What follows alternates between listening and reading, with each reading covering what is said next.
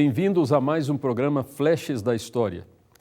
O ano de 1886 foi de muita atividade na Igreja Presbiteriana de São Paulo, a começar da eleição de novos oficiais. Isso resultou do fato de que os dois presbíteros da igreja tiveram de se afastar. Em março, Manuel da Costa viajou com a família para Portugal, onde permaneceu até o final do ano visitando igrejas e realizando trabalhos evangelísticos. Em abril, Manuel da Paixão regressou à sua cidade de Caldas por motivo de doença na família. No mês seguinte, foram eleitos para o presbiterato os diáconos Remígio de Cerqueira Leite e Isidro Bueno de Camargo. Com isso, a igreja ficou sem diáconos, sendo eleitos para esse ofício, em outubro, Isidoro Manuel Martins e Miguel de Magalhães. Isidoro Martins havia sido arrolado há apenas um mês por transferência da igreja de Sorocaba, onde já era diácono. Mais tarde seria promovido a presbítero. Foi ele o empreiteiro construtor do internato masculino da escola americana e, posteriormente, do edifício do seminário presbiteriano na Rua Maranhão. O reverendo Vadislau Martins Gomes, muito conhecido nos meios presbiterianos, é seu bisneto. O português Miguel de Magalhães havia sido arrolado na igreja de São Paulo em 1881 com sua esposa Harriet Greenman de Magalhães, que era norte-americana e tinha vindo para o Brasil como missionária em 1869. Ela lecionou na escola americana, para a qual preparou um texto didático de inglês que se tornou muito popular. Também ensinou caligrafia e conhecimentos gerais. O senhor Miguel, que era pessoa de recursos, anteriormente havia sido presbítero em Campinas. Alguns anos mais tarde, a família foi residir em Nova York. Em abril de 1886, a convite de Chamberlain, um novo ministro veio associar-se ao pastorado. Era o reverendo Modesto Carvalhosa, um filho da igreja, que agora iria servir. Ele viera da Ilha da Madeira para o Brasil ainda menino, acompanhando a família. Após converter-se ao Evangelho, tornou-se um dos primeiros membros da Igreja Presbiteriana de São Paulo. Depois de estudar no pequeno seminário fundado pelo reverendo Simonton, foi ordenado em 1871 e residiu em Lorena, pregando em muitas cidades do Vale do Paraíba e do sul de Minas.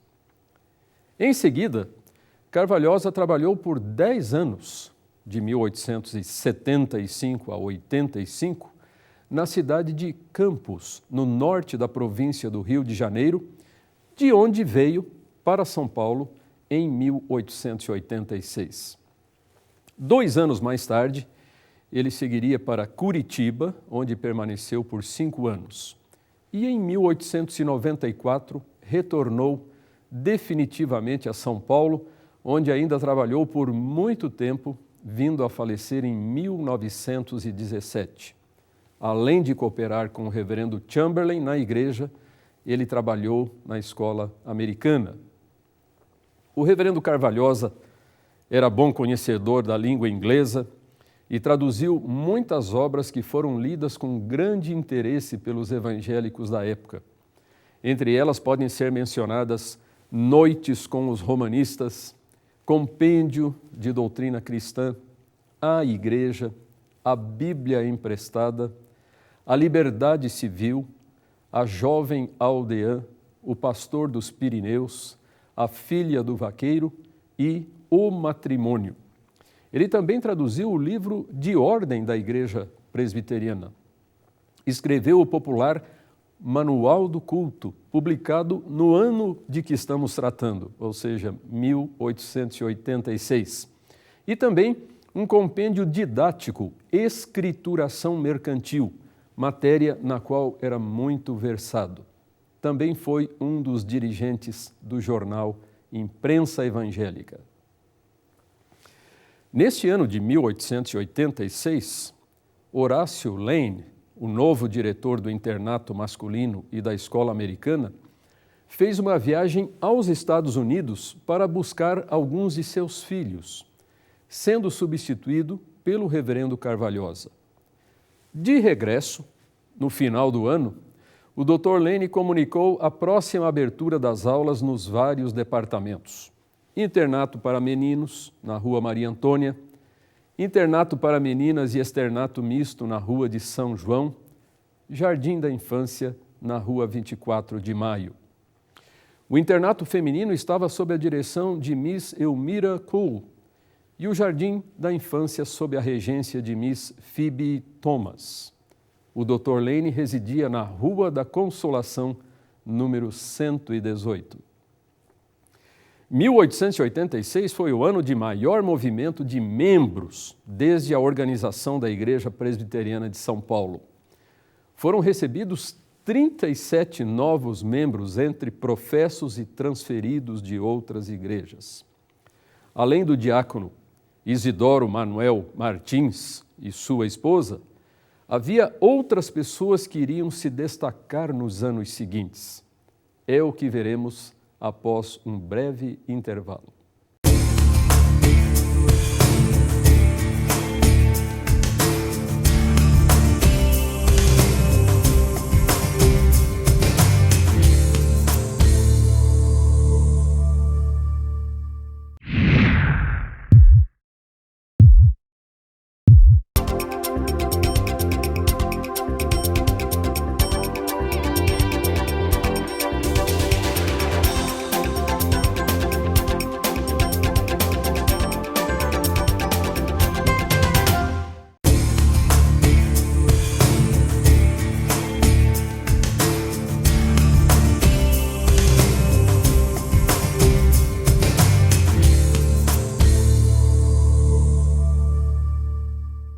Estamos de volta ao programa Flashes da História.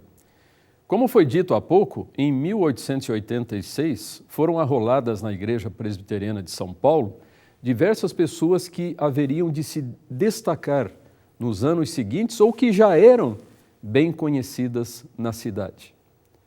O jovem Reginald Price Baird era filho do reverendo James Robinson Baird, um pastor presbiteriano que viveu por 10 anos entre os imigrantes norte-americanos sulistas em Santa Bárbara, perto de Campinas. O jovem estudou medicina e teologia nos Estados Unidos, de onde veio como missionário para Fortaleza, no Ceará, a fim de substituir o reverendo D. Lacey Wardlaw. Elvira de Cerqueira Leite, outra pessoa recebida nesse ano, procedente de Brotas, era filha de uma irmã do reverendo José Manuel da Conceição e seria a futura esposa do reverendo Herculano de Gouveia. Gaspar Schlittler, que trouxe carta de transferência da Igreja Luterana de Desterro, a futura Florianópolis, mais tarde iria se filiar à Segunda Igreja Presbiteriana, depois transformada em Igreja Presbiteriana Unida de São Paulo, da qual foi um valoroso colaborador. Também foi recebida nesse ano uma senhora da aristocracia paulistana, Dona Elisa de Souza Barros e Mesquita. Ela foi a primeira integrante dessa família destacada a se unir a uma igreja evangélica. Residiu na Europa mais de uma vez e lá nasceram 2 de seus filhos. O reverendo Chamberlain a batizou com os filhos nascidos até então. Ela era casada com o médico Dr. Inácio Xavier Paes de Campos e Mesquita e foi sogra de 2 pastores presbiterianos, os reverendos José Maurício Higgins e Ernesto Luiz de Oliveira. Outro fato notável nesse ano foi a recepção de 12 membros adultos em Itanhaém, no litoral, fruto do incansável trabalho do reverendo Chamberlain. Como grande evangelista que era, esse missionário viajava com frequência para pregar em outros locais. Nesse ano de 1886, enquanto a igreja ficou sob os cuidados do reverendo Carvalhosa, ele fez 2 viagens evangelísticas ao Paraná, uma em maio, acompanhado do reverendo William Brown, que era agente da Sociedade Bíblica Americana, e outra no final do ano, tendo pregado em muitos locais. Sofreu forte perseguição em Campo Largo, estando acompanhado pelo colega Jorge Landes. Nesse ano, um novo e eficiente missionário veio colaborar com o trabalho educativo e pastoral em São Paulo, reverendo Donald Campbell McLaren. Ele chegou ao Brasil em 1885 e permaneceu por um ano em campanha, no sul de Minas, com o reverendo Eduardo Carlos Pereira, a fim de aprender o idioma. Em 1886, passou a residir em São Paulo, onde trabalhou na escola americana e colaborou na educação dos candidatos ao ministério. McLaren foi pastor em Cruzeiro, a localidade de Embaú, visitou Itanhaém e outros pontos do litoral paulista e foi redator, mais um dos redatores do jornal Imprensa Evangélica. Em 1889, regressou aos Estados Unidos, porém, anos mais tarde, veio ainda outras 3 vezes ao Brasil. De 1912 a 1914, ocupou a presidência do Mackenzie como sucessor do Dr. Horácio Lane. Em 1918, cooperou no Seminário Unido do Rio de Janeiro. E em 1925 veio pela última vez, demorando-se por 2 anos. Em 1886, o jornal Imprensa Evangélica noticiou que a Sociedade Presbitério do Rio de Janeiro foi autorizada a adquirir e possuir na capital paulista os terrenos doados pelo reverendo Chamberlain e sua esposa, com o fim de serem empregados na fundação de um estabelecimento de ensino para ambos os sexos. Nesses terrenos, cuja área inicial havia sido adquirida de Dona Maria Antônia da Silva Ramos em 1879, já estava edificado, como sabemos, o internato de moços. Era o início do vasto campus da futura Universidade Presbiteriana Mackenzie, no bairro de Higienópolis. Esse ano também testemunhou um novo esforço no sentido de despertar nas igrejas o senso de responsabilidade pela evangelização do país, evitando que continuassem inteiramente dependentes das missões estrangeiras. O Plano de Missões Nacionais, aprovado pelo Presbitério do Rio de Janeiro em sua reunião de 1886, foi mais uma iniciativa do reverendo Eduardo Carlos Pereira, visando a progressiva nacionalização da obra presbiteriana no Brasil. Tinha por objetivo desafiar as igrejas a se comprometerem com a evangelização, promovendo o sustento dos obreiros nacionais por meio de compromissos, ofertas e coletas. Segundo o artigo 5º do Plano de Missões Nacionais, os fundos arrecadados seriam aplicados na seguinte ordem: 1. Para o sustento de pastores. 2. De evangelistas. 3. De professores e estudantes para o ministério ou de qualquer outro trabalho de evangelização. A junta ou comissão de missões nacionais seria composta de 6 pastores e 3 presbíteros regentes. A primeira junta teve como presidente o reverendo Eduardo Carlos Pereira e como secretário o reverendo João Ribeiro de Carvalho Braga.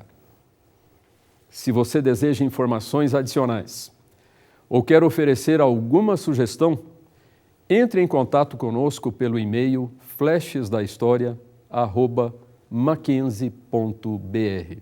Até o próximo programa.